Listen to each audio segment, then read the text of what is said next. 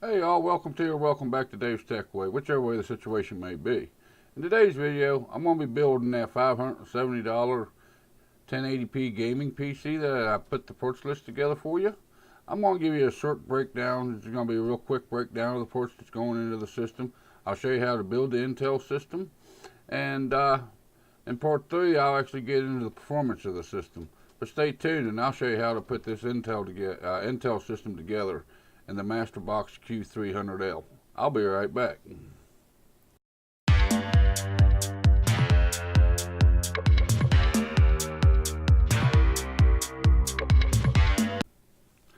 Alright all, here's the parts list that's going to go into this $570 1080p gaming system.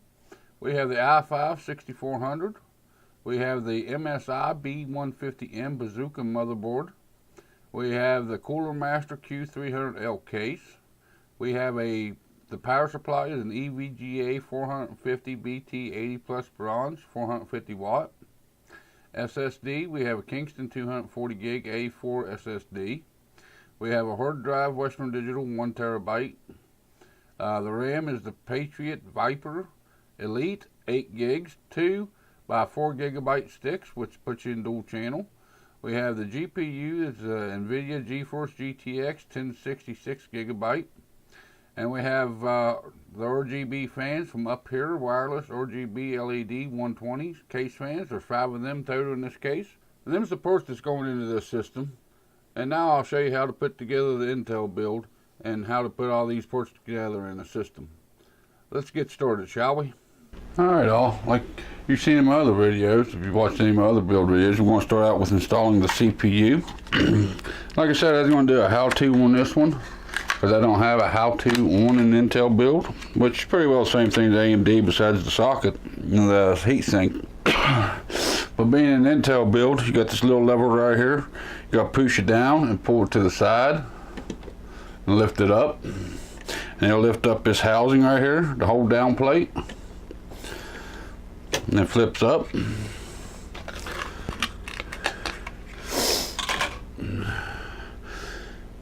Just like AMD, Intel's got a wee little gold triangle right here on the one corner right here. But Intel also has 2 notches up here. One right there and one over here. Look on your socket, you find your triangle, and your 2 notches would be up the top of the socket. Once you find the right orientation and you get your pins lined up, unlike AMD, you just got gold contacts back here and the pins is actually inside the socket. That's how Intel differs from AMD. Once you line up your gold triangle and you get your 2 top notches lined up, you set it down in there, give it a little wiggle, make sure it ain't going to move. You lower the retention brackets here. I don't know if you can see it on the video or not. There's a little screw that sticks up. You want to make sure you get that bracket underneath of that little screw. Push the retention lever down to the side and push it back underneath. That locks the socket in. Now the heat sinks you see me put on AMD, they have 4 screws to hold them down. These Intel ones, they just have 4 plugs to go down in. They do rotate. See if I can get you a close-up of one of these pins. You got a little arrow that goes to the one side. You want to make sure the arrow is not towards the housing. That way it's in the lockdown position. Get your cable where it's closest to the CPU header on the board up here. Make sure you line up the fan where your cable is going to be able to reach that header. You set the heatsink down on. Line up the pins in the holes. Then you want to do these in a cross pattern, just like I do with my AMDs. Take one, push it down in, go across, push that one, come up here, push it down in, and then you do the 4th one over here, push it down in, and it ain't going no place. You can even pull it over and check, make sure all the little plastic pieces is through the motherboard to hold it. Once you get all 4 clips into it, like I showed you, there's your CPU pin fan. It's got 4 connectors. Your CPU fan header, it's got 4 connectors. just like the AMD does. You got the little bracket on the side and the little plastic piece on the side of this. You just line them up, you put them down on there, just like so. That's your CPU and heatsink installed on the Intel board. Alright guys, to start prepping the case now, we want to do the power supply. If you see my other video on this case, I'm not too happy with the way they do this power supply. But it is what it is, and you got to do what they want you to do if you're going to use the product. So, and the customer wants this case. So I'm going to do what I need to do to make the customer happy. I done broke out the PCI Express slots for it. If you noticed, them's already broke out. And that's because sometimes you have to do things 2 or 3 different times, and if they ain't replaceable like they ain't in this case, yeah, now you end up with stuff like that. So you take the bracket off. If you've seen my other videos, my fans, I like putting them down to where they pull fresh air into the case. You line up the 4 bracket holes with the holes that's in your power supply. And like I always do, I'm going to take one and just get it started here. Right there we go. Get her started. That way if I need to move it around to get the other holes lined up, we can. And when you do this, you want to make sure you're hitting the threaded holes and not an exhaust hole on this mesh. That way the screw actually takes hold and bites where it needs to.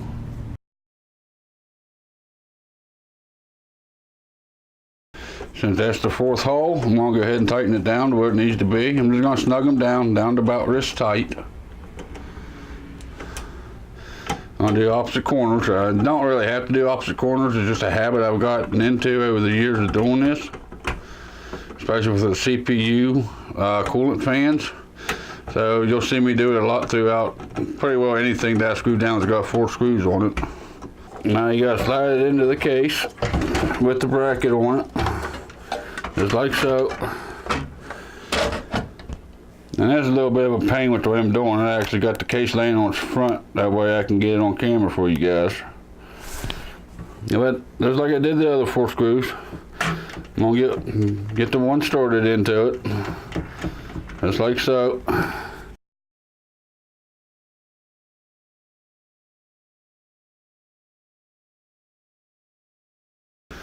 And since that's the 4th one, I'm going to go ahead and tighten them down. Just like the other ones on the power supply itself.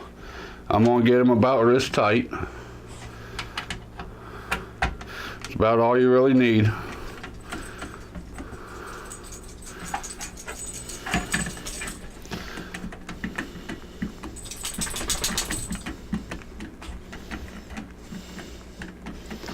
There we go, about wrist tight. And she's in there pretty good. That's the installment of the power supply. Alright guys, next we're going to be doing the hard drive installation. In this case, it's got this sled back here. You gotta put your hard drive, mount your hard drive to. You take off the thumb screw, slide it up out. And you want when you do your hard drive in this case, you want to make sure your connectors are facing towards the front of the case. That way it's close to this hole. So you line your drive up onto the mounting bracket, flip it over, line up your screw holes the way you need them. Alright guys, with your 4 screw holes lined up, you get your bag of goodies to come with the case. You get out the 4 screws, and you put the 4 screws into the hard drive through the plate. And like I said guys, I always just tighten them down just a little bit just to get them started. Just in case I gotta move something, that way I can.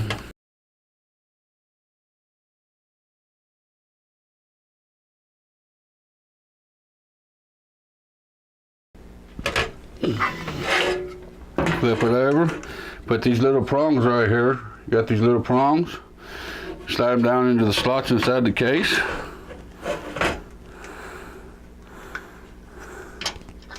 Just like so. Then you put your thumb screw back down. That's your hard drive installed in this case. Alright all, to install the SSD into the 2.5-inch brackets here, you need to dig out these little padded washers along with these shoulder screws. I don't know if you can see that on on film or not. If you only got a thread up so far, then you got a shoulder with no threads on them. That's how you know you got the right screws for this. And I really don't like this, the way they have this this set up.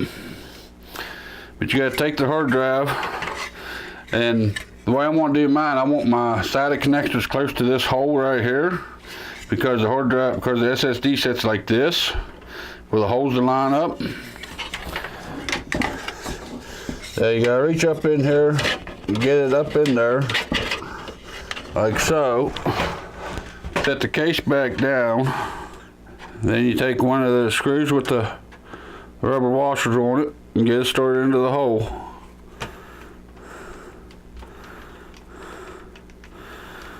Okay, I don't think that's going to quite hold it up there in spot, so I'm going to go ahead and get another one started.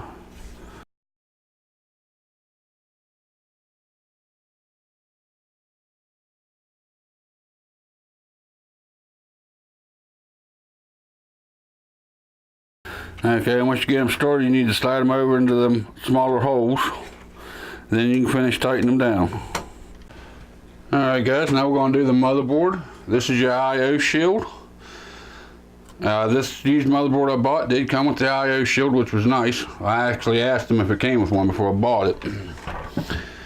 That goes right down in this.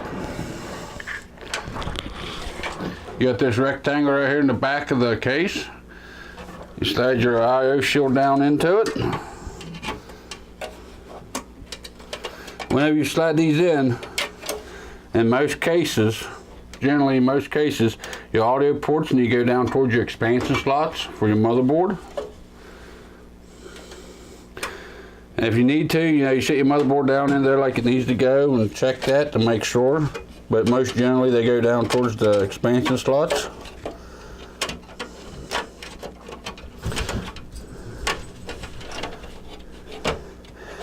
And then you just kind of clip it in. There's no screws to hold this in. It's kind of a friction fit. Little metal tabs on it will hold it in place. When you get it started, sometimes it's easier to flip the case up this way and push it in.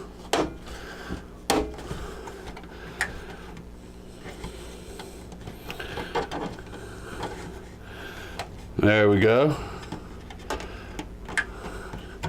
Look around the edge, you should be able to see it sticking up a good bit. That tells you that it's installed. Now since your I/O shield's installed, I went ahead and put the standoffs underneath the motherboard where they go. I did that off camera. Kind of slide it in down here at an angle, about 45-degree angle. That way your ports goes through your go through that I/O shield. About like so. In this case, got a little notch on that one standoff will actually hold the spot for you. I'm gonna go ahead and get me a screw and put it in that middle hole right there, just kind of hold it in spot. Because there's something I want to check before I go tighten them down. I just want to come back here real quick, because these I/O shields on these budget motherboards or cheaper motherboards, they have grounding straps on them. You want to make sure none of them's in your ports where it's going to stop from using the ports, which that looks good. And since I had to count out the standoffs to install them, I also counted out the right number of screws, which is 6 of them on this case, which is standard for micro ATX. And you want to make sure when you do your standoffs that you don't put one where there ain't a hole to put a screw down through it. Because you don't want that ground against the back of the motherboard. That could make for, that could destroy your motherboard. That's one thing you need to watch. If you see any of my other videos, I usually check it 3 or 4 different times to make sure of it.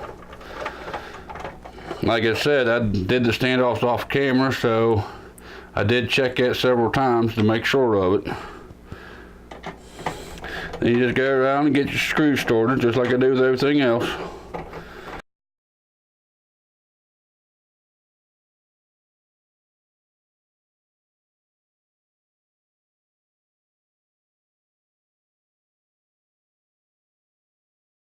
You know, maybe wrist tight or so. Just like that, that installs the motherboard. She's in there and good to go. Alright guys, For these front panel connectors, I'm going to do this outside the case. That way you guys can see what I'm actually doing. Right down here is your JFP1. That's your front port connectors. It gives you your case. That's like the power supply switch, or hook up to that. That should be the power LED, hooks up to that. Your reset switch, or hook up to that. And so it wants your HDD LED. That'll also hook up to this little front port connector here. Okay, if you can read the fine print right here on the side, the far left towards the back of the motherboard, it is your power on the top, power LED. Underneath that's your HDD LED. On top, right beside that, is your power switch, and right below that, your reset switch. Now your LEDs, it does matter. You have to have your positive and negative. And that diagram also shows that the positive is to the left, which is towards the back of the motherboard. So we're going to start out, for you guys can see this, on the HD LED. And you look on the cable right here. It's at the very end of it. You can see it's a plus and a negative. You need the plus towards the back of the motherboard. You slide it right down over top of the two pins there that's marked. The same thing with the power LED.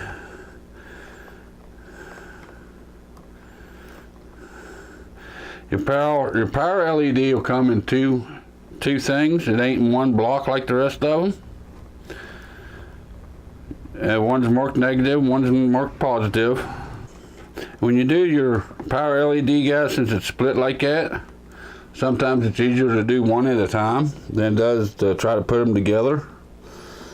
So we'll slide the positive down on there.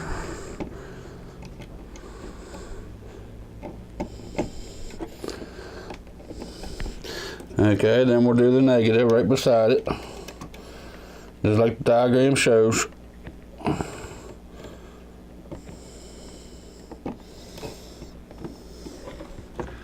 Alright, there's them two hooked up. Now your switches, right beside it, you need your reset switch here. And on these switches, like I said, negative and positive don't matter. Just slide them down over the next two pins. Like so. Then your power switch, it slides down over there just like so. And that's your front port. This right here is your USB 3 connector on the board. It says USB 3 down inside of it. Right beside it, it says USB 1. You have a little connector, you have a little plastic notch. You have a little plastic notch right here on your cable that comes off your case. You got a little notch inside the header. Just line them up. Put them down on there. This right here is your front audio cable. It's a 20-pin connector with one pin missing off the motherboard. And you have a pin missing in the block. You line up the missing pins, and you slide it down on there. Just like so, and that's your front audio hooked up. Alright guys, next we're going to do the CPU supplemental power, which is right here. It's right up above the CPU by the heatsink, up there in this top corner. I put me a little extra light in there for you guys to see this, before I can see it. The power cord for this, on this particular power supply, says CPU on the side of it right there. It's a 2 4-pin connector. This motherboard only takes one 4-pin, so you only need to plug one of them in. It's a non-overclocking motherboard, which we got non-overclocking CPU, so it don't matter. You got a little clip on the side right here. You got a clip on the side of the plastic that slides down into.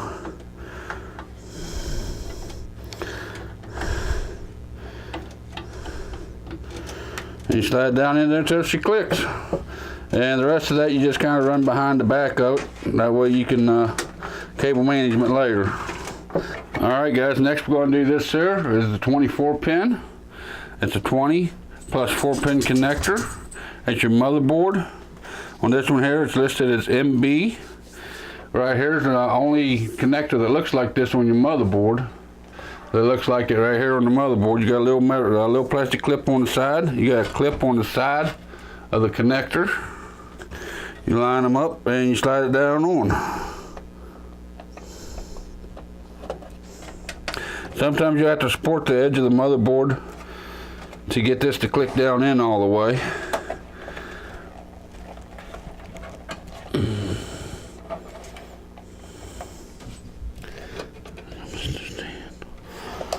But there you go, she's down in there. Alright guys, in this build we're going to be putting in the EVGA GTX 1060 6 gig card. Like I said before, on this one here I broke out the metal panels in the back. You usually have to snap them out. I only need 2 of these. I accidentally snapped out the wrong one. But to insert your graphics card, you got to take this screw out here.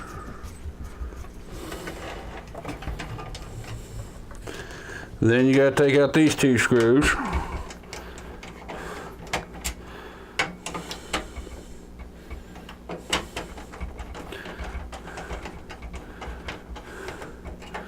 Just like so.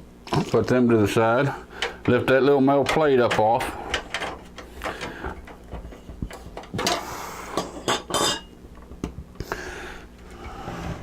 Okay, right here's your PCI Express ×16 slot. You got this little lever on the back, just like you do on the memory. Make sure it's in the open position. Slide your graphics card down in here.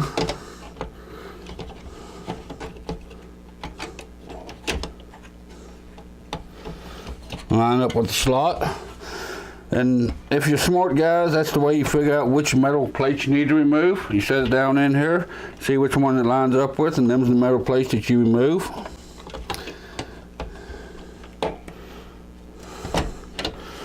Line it up with the slot, slide it down in, you'll hear it click. Alright guys, once it clicks down in there, you spin it around here to the back where you pulled the I've got an extra slot cover here to cover up that one that broke off that I shouldn't have. Slide this back in here, and you put the screws back in it.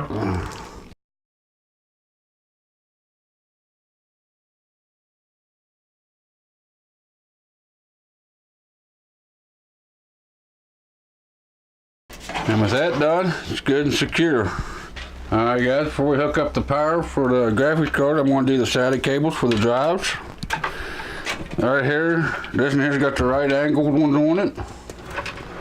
It's got the right angled SATA ports on it. If you look at the end of the clip here, you got an L bracket with a little metal clip on top. And on the motherboard there should be etchings that tells you which one's which. Which on this motherboard looks like SATA 1 and 2. SATA 3 and 4, SATA 5 and 6. So we want SATA 1. Line up the L brackets. Clip them in till they click. Then the second one goes into SATA port 2, which is right above it. Just like so. Alright guys, with the SATA ports installed and the graphics card installed, we're going to hook up the PCI Express cable. It says VGA on this particular power supply. It's a 6-pin. Your cable's a 6 plus 2, so you don't need them extra 2 pins. Should be a little clip, a little plastic clip right here on the side. There's a little plastic clasp right here on the side of the 6-pin. You line them up and you slide it down in. Just like so till it clicks. And that's your graphics card completely installed.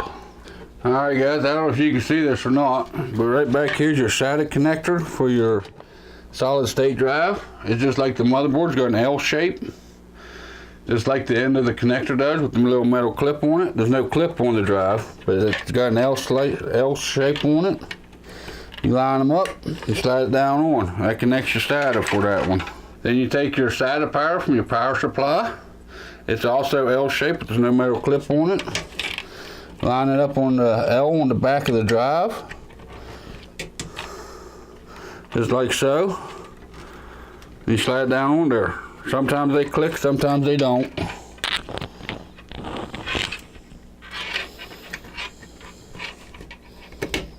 There you go. You heard it click. On the back of the hard drive, you got the little SATA port back here. And keep the cables out of your way. You got the little L on it, just like the SSD, just like the clip does. It's got the little L in it. You match up the L's.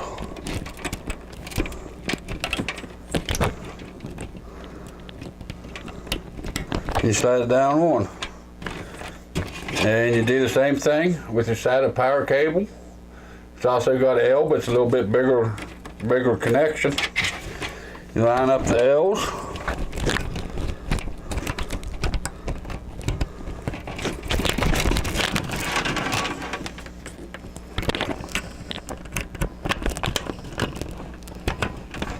And you slide it down on there, just like so.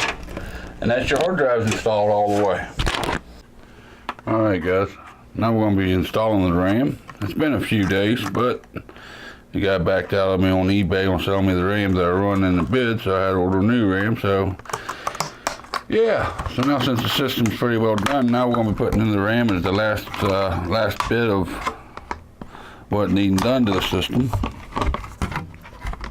All I'm doing is I'm just taking out the clamshell package in here. And when you guys do this, you want to make sure you don't bend the RAM modulars, bend the plastic. Get an edge popped up, lift it up out. Down here's your black slots. You open up the two retention. There's two retention on this motherboard. There's a tension bracket on both sides. On the RAM modulars, you'll see you have a notch. This is DDR4 memory. You have a notch right here. There's also a notch down here in your dim sticks. I don't know if you can see them. You may be able to see them on the white ones better right there, but the black ones are the same way. You line up your RAM modulars here with that notch.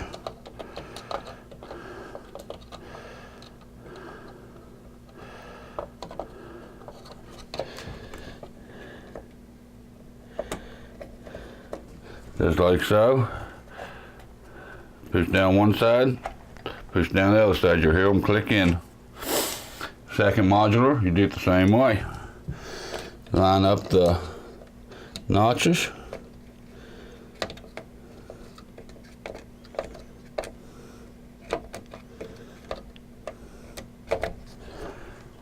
One finger on each corner, push it down, just like that.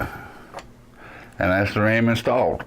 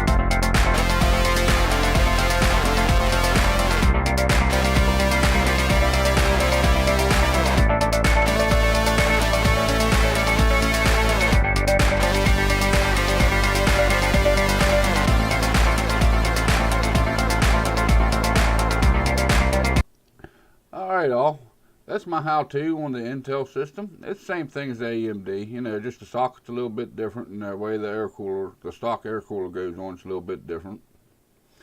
But that pretty well does it for today's video, guys. If you like what you saw here today, give me a thumbs up. If you didn't, give me a thumbs down. There's that comment section down below. Don't be afraid to use that comment section on me. Let me know what you think. And if you really liked what you saw here today, make sure you hit that subscribe button and turn that notification bell on. That way you can be notified next time I put out a video. Until then, you all have a good day, and I'll see you in the next video.